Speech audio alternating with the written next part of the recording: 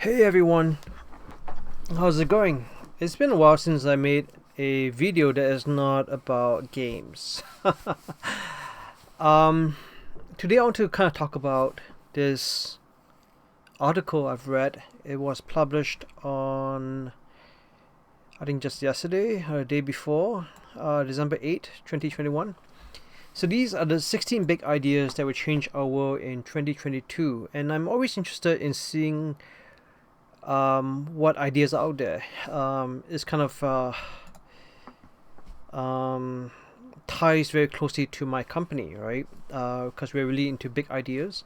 So this is an article on LinkedIn, and I might put a link at the bottom of this video if you guys are interested in looking at this. I'm not going to read the whole thing. I've read the whole thing. I'm going to just gloss over certain things and kind of like zoom in and talk about some specific things.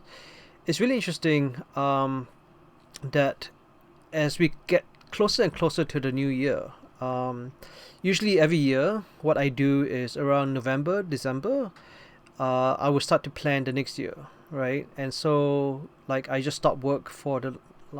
Usually, I try to stop work for the last 2 months of the year so I can plan and project and do various things, like forecast and see what's happening in the next 2 years. So obviously, we have this crisis that's going to hopefully be over soon. Um, and I've been looking at this for a long time, and being in the trenches of decentralization, I've been kind of looking at work and remote work, gig economy, hybrid work, and all that stuff. So the reason why I closed down MCIE is because I know it's really needed, but I needed to focus on other projects as well. And I think my work there is done for the moment, so I'm going to focus on other things besides MCIE. But eventually, it might come back. Who knows, right? If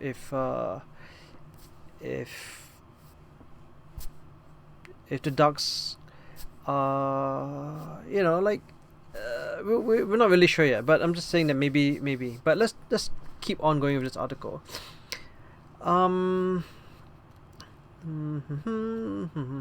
Okay, so the 4-day work week, let's talk about that first. I think that's the first point, and this is really interesting because a lot of people are adopting the 4-day work week, and people are saying that the 5-day work week or the 6-7 day work week is very, very toxic, right? So people are now working only 4 days a day, 4 days a week. And sure, why not, right? Depending on what kind of work they do, obviously, right? Some companies will not let you do 4 days a week. Like I've actually done a few interviews where like, I don't know if I should share this, but basically, when I was, a few, like maybe 4, 5, 10 years ago, I would ask people who hire me, like, I'm only going to work 4 days a week. So tell me which days are good for you, and we'll work a schedule, and we'll go from there. And obviously, they weren't really happy about that. They're like, no, you have to be in the office every day for 5 days at least. And it's a mess. Anyway, so hopefully it'd be nice to see this, but honestly, like, I think the future is work when you want to work, and maybe one day we'll get rid of work altogether. In the sense that we still do work, but not like be paid for it, right? Like, money would no longer be an issue. Hopefully that's where I want to see it. Like, I'm not talking about basic income. I'm talking about, like, we do meaningful things, work, but not for money, but for other reasons, like creativity, for art, for exploration, for advancement, for research. Like, like, why should you be paid for research when you love to do it? Why should you be paid to make art when you love it? Obviously, you can sell it, and then you earn your money from art. Just like that whole NFT thing right now. People are spending money and time, energy, but not getting paid per hour, per minute. But when they finish the projects, they sell it. The windfalls of millions of dollars right there.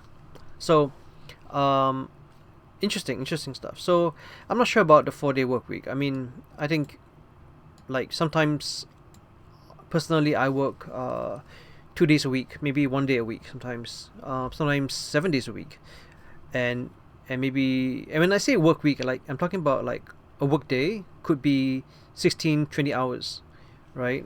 So it's not just traditional 8 hours a day, obviously, right? So like 4 day work week could actually become like, yeah, you work 4 days, but you work 12 hours a day on one project, and then another like 4 hours a day on the same, or on a different project. So you end up working like however many hours that is. So it's interesting. And a lot of companies now, like talking about bigger companies, they're letting people work from home.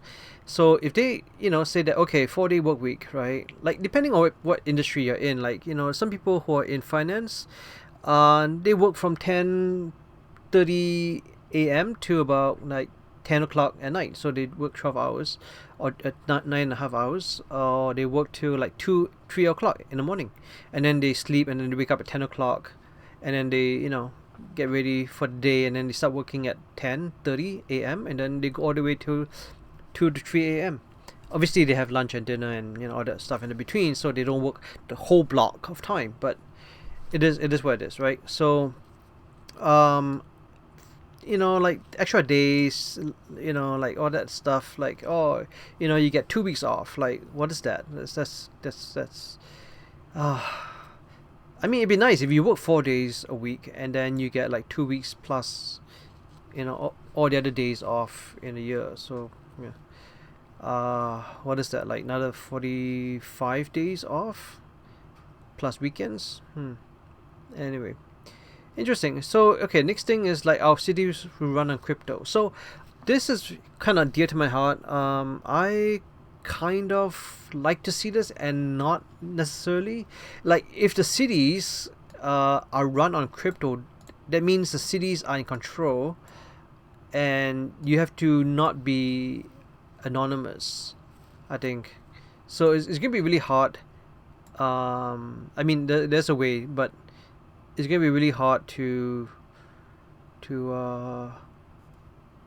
because, okay, what I'm seeing right now is that crypto and the whole decentralized and the centralized are kind of like merging. There's a lot of overlap, and there's gonna be more and more overlap, and I'm gonna talk a bit more about this later on when we talk about metaverse and all that crazy stuff. But I don't really want to see the overlap necessarily. I want to see, yeah, cities, you can pay your fines, your mortgage, your tax, all that stuff with crypto. Yeah, that's good, but it depends how much. I think I'm not comfortable necessarily with the whole thing being crypto. Um, yeah, like, yeah, okay, so yeah, so different services, programs pay government workers. Yeah, that's good. That's good. So Miami is doing this thing with city coins, yes, and then there's other places like Reno, Nevada, proposing a plan for NFTs, support public work. That kind of stuff is good, right? Automation, likelihood of errors, blockchain, all that good stuff. DAO builders, meta. Okay, so we're getting towards that meta thing. So in a sense, yeah, it is a good thing, but I think if the government starts like infringing upon people's privacy and all that stuff, like, it's very it's a very fine line. I think it's like you're on the razor's edge, right? All right, so let's see. The face of entrepreneurship will change. Yeah, so I kind of predicted this many years ago when I started MCIE. Obviously, we didn't do certain things like venture capitalists and stuff like that, but there were a lot of female members. Um, and I'm gonna skip over these things. You can read them on your own. So, okay, next is shift. The Great Reshuffle. So this is the next season 2, right? So the Great Reshuffle, this recent year, is a lot of people quit their jobs. in a very flamboyant way. Like they were very loud and they made a big show of it, and they were on social media. It's like, I quit my job, and they're walking away, this and that. So this could be a multi-year process, like it says here. And we're going to see more about it in 2022. But millions of workers are actually quitting their job, whether it is because of health reasons or other reasons, or just moving away, or the cost of living is too high. I noticed this. Yeah, I noticed this a lot. Like people in their 20s and 30s.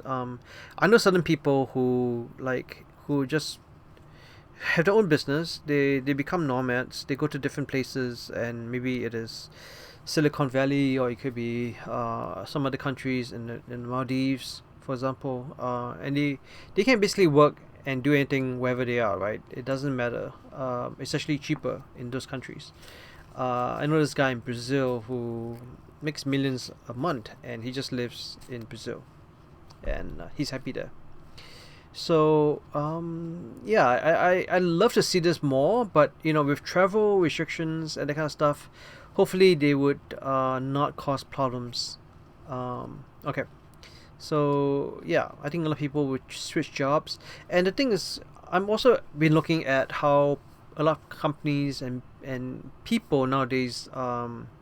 Let's talk about the people. The people nowadays, they don't want to stay in one job for the whole lives. Um, like I think the only reason why I'm in some of my companies for more than 10 years is because they're my companies. If I did not have my own company, I would have left my job multiple times. But that's just me. I'm not saying that it's a good thing. It's actually, in hindsight, maybe not a good thing at all. But that could be a topic for another day. So so people are kind of trapped in a version of Hunger Games, struggling to survive. Yeah, I mean, a lot of people are living paycheck to paycheck. That's what they teach you in school. Shut up and just do your work, right? Don't ask questions. Don't be too creative. It's really sad. Okay, so let's move on. This is interesting. Cleaning our own rooms in hotels. Like, I don't see myself doing that. Like, if I go to a hotel, I wouldn't do my own housekeeping. So, but there are some places apparently that you can, in exchange for hotel vouchers and discounts, the guests can, make their own beds, wash their own cutlery, that kind of stuff. But it kind of defeats the purpose. I understand because of health and all this stuff, but I'm sure there are ways to automate it, right? You don't necessarily have to have a person make the bed, right? You don't even have to have a person wash dishes and all that stuff. Like, you can automate the whole thing. Like, imagine a hotel, and this is probably like a $1 billion idea, but imagine a hotel that's fully automated. Obviously there's oversight by humans, but like, for example, like the beds make themselves. There are ways of doing that. Like, it's robotics, and you can actually yeah, it can be done, right? I'm not gonna get into details. And then cutlery and everything, just put it in this box. It will wash itself. It will sanitize itself. There's infrared. I mean, not infrared. Sorry. The UV. It will kill all the germs, all the stuff. Like, and then it'll wash it and all the stuff. So it can be all automated. Like the whole thing, like an automated hotel. Yeah, like yeah, even at check-in and everything, like the hotel. Okay, look at in Singapore, right? The airport is completely automated. You From check-in to the flight, maybe there's a pilot and air stewards and air stewardess on the plane, but for the most part, look at there's a hotel. There's a airport. The airport in Singapore. There's one airport in Singapore that's completely automated. Completely. So why can't they do that at hotels? They can. So let's do that. Anyway, that's an idea. If you want to do that, maybe we can work together and collaborate on that. Let me know. Okay, so yeah, so there's a shift in this place. Yeah, Omni Hotels Resorts launching 2020. Donate charities. Yeah, they opt out. Yeah, guests can opt out of housekeeping services is yeah, like gamify it, I guess. Like, guests can play a part and be rewarded, helping hotels keep their cost structure low. Like, really, you're paying for a hotel. Like, anyway, this is let me just keep going. Let's keep going. Because salary will come out of the shadows. So this is interesting. I'm not going to read all this for you, but like, here is interesting because apparently Netflix and Whole Foods and all these other places, they offer their employees access to their colleagues' salaries. So you know what the guy sitting next to you makes, right? So pay transparency stem from the growing momentum of addressing gender and racial pay equalities. Like, I don't know about that. I mean, they're doing this, but like, how would you feel if the guy sitting next to you in the next cubicle is making the same as you, right? And would you work harder in order to get paid more? Like, is there an incentive, or just like, okay, this is a status quo. It's everywhere. All of us, on this team are making the same amount of money. Like, are we going to like rock the boat and like, what happens when you negotiate your salary, right? What happens when you need to do certain things? What happens when you take like sick days, or like extra days off, or vacation, like no pay leave and all this stuff? Like, I don't know how they calculate that. I need to look into that. It's interesting. I'm going to look into that a bit more. So so I'll come back in 4 seconds. It's really annoying. CNBC. Okay, so let's see. Alright, let's see.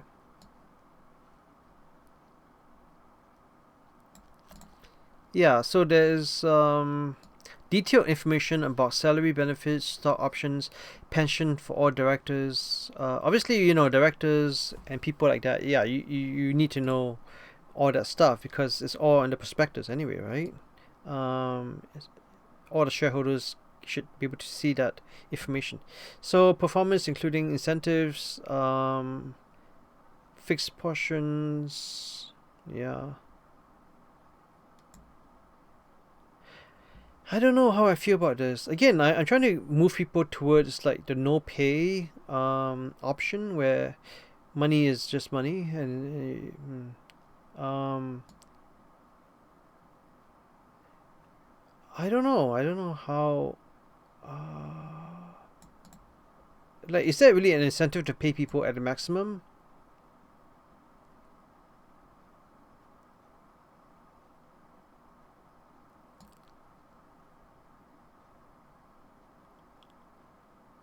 Like, there's always going to be like a pay disparagement.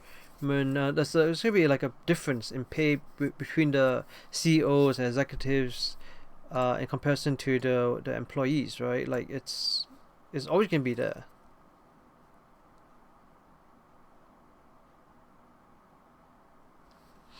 I don't know. I need to look into this more. Apparently, this is not found. Interesting. Okay, so let's move on.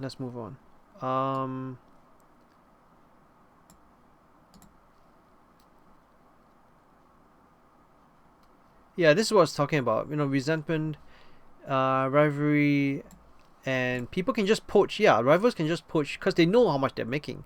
They can just like, oh, I'll just give you 10% more. Come work for me.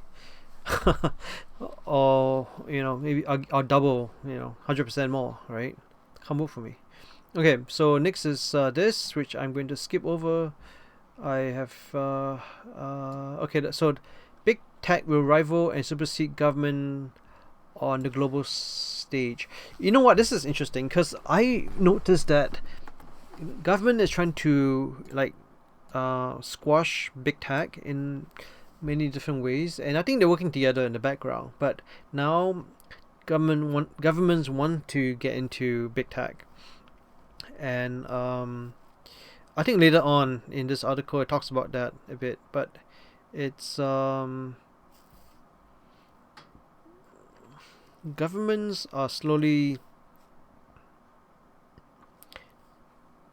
using big tech to take control over um, their people. I think that's where I see the trend going, and this is just trends I'm looking at. So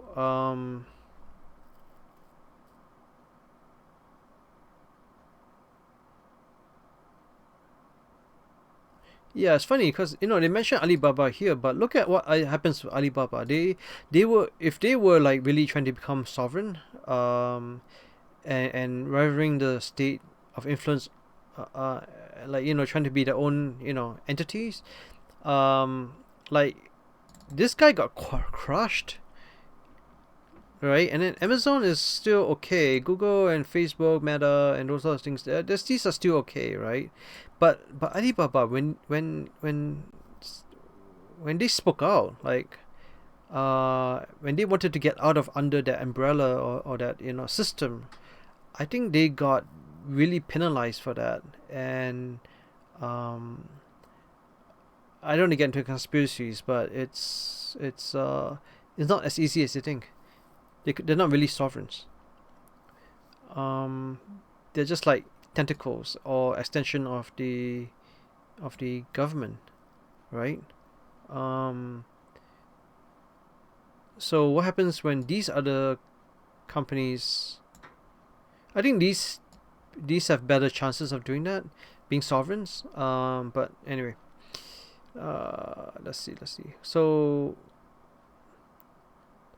yeah, a lot of countries like U.S., China, Europe are trying to get tough on technology companies because they've been giving technology companies a pass for so many years. Um, but eventually, like if government enters that world of tech and they don't know what is actually going on, just as we have seen all these uh, grand what do you call them again? Grand I don't remember. But anyway, yeah, big tech, is doing certain things, but the governments fear they're overreaching. But the government themselves want to overreach. They want to hamper innovation and growth in a sense, right? They want to be in control, and so big tech not willing to let governments constrain their authority. Yeah. We'll see. I don't fully buy this, but and then they're gonna fail to fully own the metaverse. Yeah, obviously, no company is going to own the metaverse. It should be decentralized. That's my take on it. So, I mean, like just looking at this, for example, let's just go up here. So this is like Microsoft rolling out their own metaverse because obviously, um, Meta used to be Facebook, now has taken the name Meta, and they're building their metaverse. So Microsoft, came out and say that okay, they're working on their own metaverse, but this is not just VR.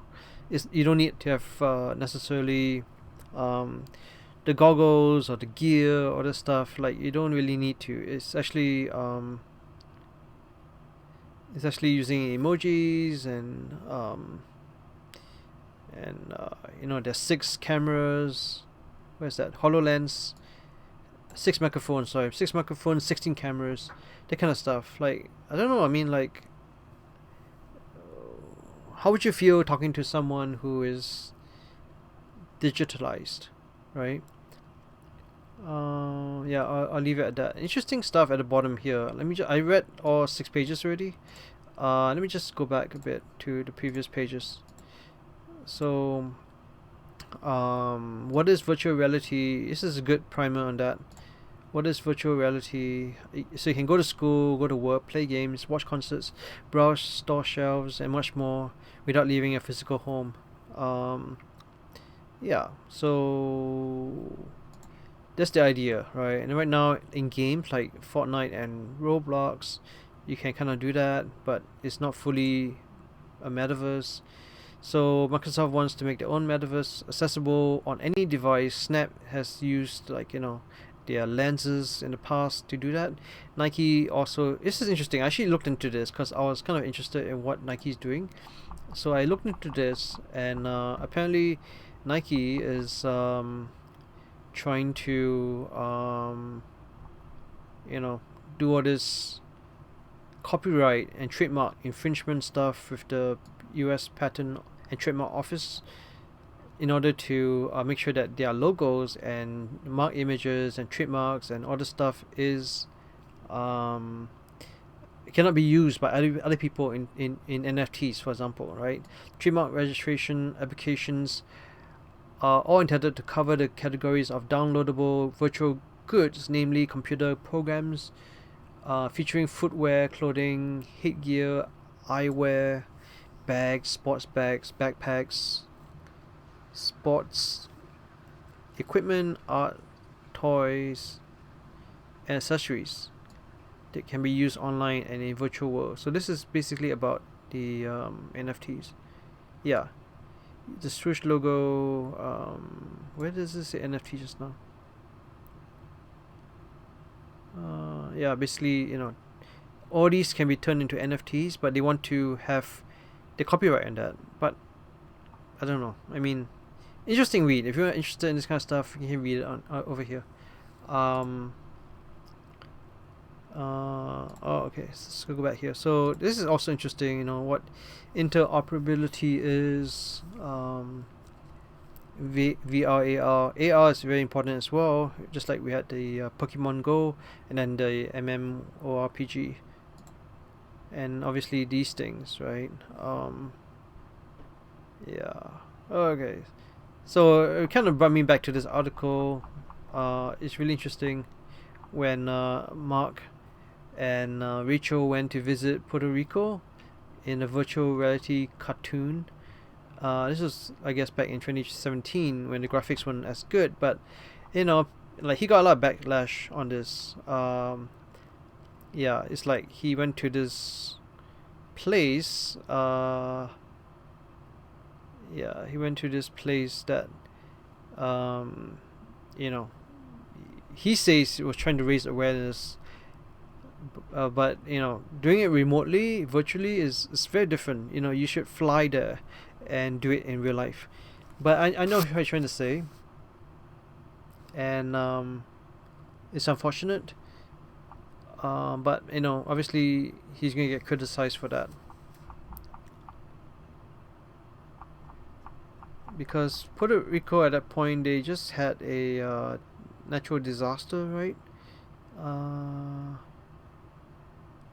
Let me just double check that. Yeah, they just had Hurricane Maria, and roughly 85% of the island remains without power, and 40% of the population was without drinkable water. And then Facebook, Mark and Rachel visited them to narrate his way through the video about all the magical things about virtual reality. And I actually watched this back in the day. It was kind of awkward, very awkward. Okay, so the metaverse. I'll do another video about the metaverse. Okay, so retailers return to old and very new school tactics to compete against Amazon. See, this is the funny thing, right? Like, I'm not sure what they're thinking when they wrote this, but I'm not sure if they know. I don't remember. Let me just read this again. Because the thing is, actually, Amazon is buying out malls, like shopping malls. They're buying it out. So Amazon is like one step ahead of these retailers, because retailers are dying in a sense. They aren't able to survive because they still pay rent but many people don't go shopping anymore. They buy things online. So Amazon is buying like all these storefronts and shops and even the shopping mall very, very cheaply, and they're going to put Amazon stuff in those malls and they're going to sell it, and it's like you don't even need to touch anything. You can just grab something and like walk out, and it will charge you automatically. Like, I'm not sure if, anyway, maybe it's here somewhere. I just didn't really read between the lines. But yeah, I mean, interesting. Okay, so let's move on to the next one. Commute will be easier or will disappear altogether. Yeah, I mean, with the metaverse, if possible, right? Okay, I'm going to just move on. Okay, the world's wealthy will declare self-sovereignty, which is, something. Yeah, I can see that. Like Larry Page, Peter Thiel, Eric Schmidt, they're all like, yeah. The thing is, when you are so rich, you can buy your own country. And obviously, this is talking about people who pay. How much did they pay? They pay like a few $1 million, like $23 million, for another passport or two, and can start living the $1 billion lifestyle in a pandemic in this world, right? So, private jet and citizenship. So yeah, I mean, you can buy your own island, you can buy your own like country if you want, and there's a lot more to that. Anyway, so this is looking at this and blue foods, a whole new way. Yep.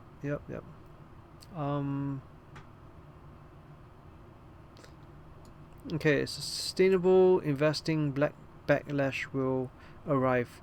This is kind of interesting, to me at least, because investments, for the most part, is a game, and a lot of people are not able to play the game of investments.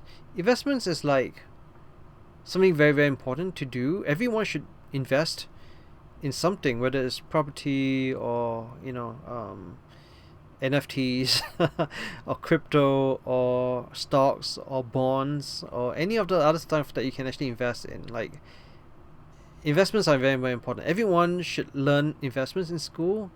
That's really the only way you can make money in the future, right? You can't just work a job or 2 jobs or 3 jobs and you always be paycheck to paycheck. It's very, very unfortunate and very sad, but that's how it is. So investments have to change. The way investments are done, you have to save some money invested. And it could be, I know people who invest in different ways. Like they can make a mobile game or mobile app, for example, or they can make a website or something that makes them money passively. They can write a book. Obviously, that's one of the oldest things. Like write a book, create a podcast, be a YouTuber, that kind of stuff, right? So investments is not just like assets. It could be more than that. It could be digital. It could be real and other things. Okay, so manufacturing come home, be smarter. I'm not really into manufacturing at this point. Maybe down the road, but right now, yeah, it's not really my thing. Yeah, so focus on mental health, which is something that happened in the beginning. I'm not sure why they're mentioning it here.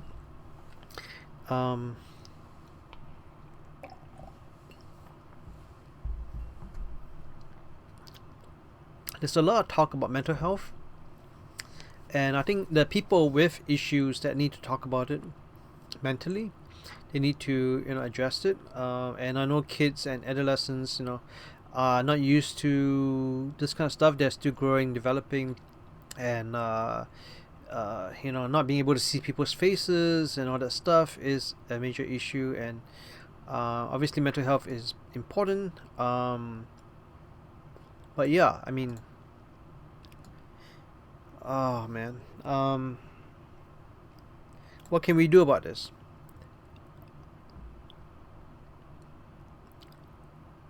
Yeah, I know, I don't know why they keep talking about genetic testing and biomarkers and this kind of stuff. It's all like using drugs and apps and wearables to track, which is helpful to a point, but at the end of the day, you're just treating the symptoms, I find, right?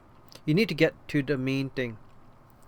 So anyway, this is interesting. This is okay. So these are the people that created this, and then they ask the questions. What will you be looking at in the year ahead? Please share in the comments. Yeah. So I might, you know, post my reply on this later on. Maybe I'll just tag them or something. But yeah, this is interesting stuff. I really enjoyed this. And if you like this, please let me know. I want to, you know, I read a lot, as much as I can, and I like to respond if I can to certain things that I come across. And this is an article that I think is worth it, even though I spent like half an hour or a bit more than that. It's really important to keep your finger on the pulse, no matter what you're doing, whether you're retired or you are like working a job or you have multiple jobs, you have like kids to attend to, whatever it is. It's important to keep your finger on the pulse and to know what's happening in the world, right? I think with all this information, we sometimes get overloaded. This is why I look for a list, like 16 things, 16 big ideas, right? This is like, it helps you to like narrow down what is important, what people are thinking or talking about. So you can join the dialogue. You can, you can do what I do. I can react to it. And yeah, I'd love to hear your ideas. I mean, there's so many big ideas that maybe you have other ideas, but these are the major ones that these people thought are relevant. And what about you? You might have a you might have a different context, a more specific need or niche, whatever it is. Let me know. All right.